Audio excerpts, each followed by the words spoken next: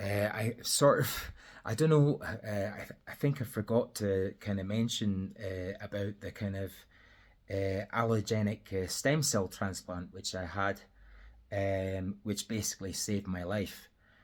Because while I mentioned that I was on the immunotherapy blinatumomab for 2 months, which brought the cancer down to a really, really small level.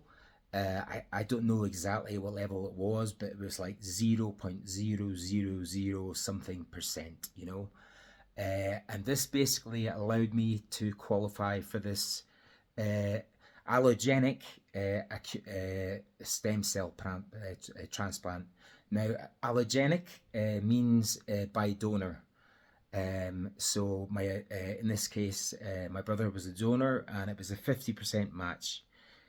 So for that, I was transferred from Aberdeen Hospital to the Queen Elizabeth Hospital in Glasgow, to Ward 4B, where I was there for about a month and a half. I mean, during the whole kind of blood cancer process, I almost died twice. I was in intensive care in Aberdeen for 24 hours. I kind of lost consciousness.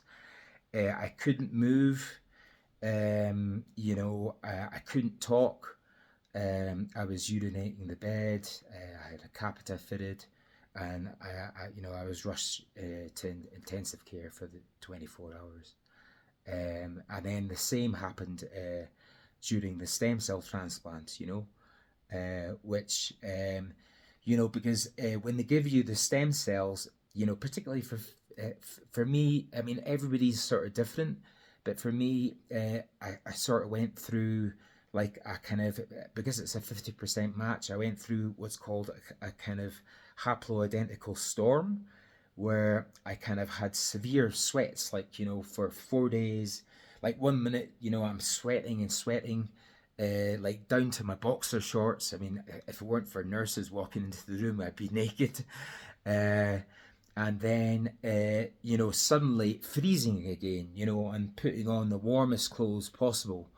I mean, there was air conditioning in the room, but it sort of didn't kind of work to the benefit I wanted. But it was only really 4 days of this, and it wasn't easy. But then once I passed this 4 days, it did get easier, and I was there for about a month and a half. I had to do like various exercises.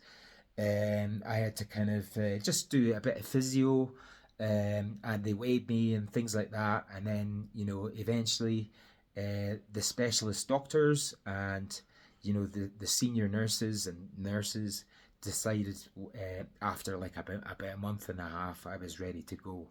But it did take, after that, when I was driven back to the Highlands in Scotland, it did take many months to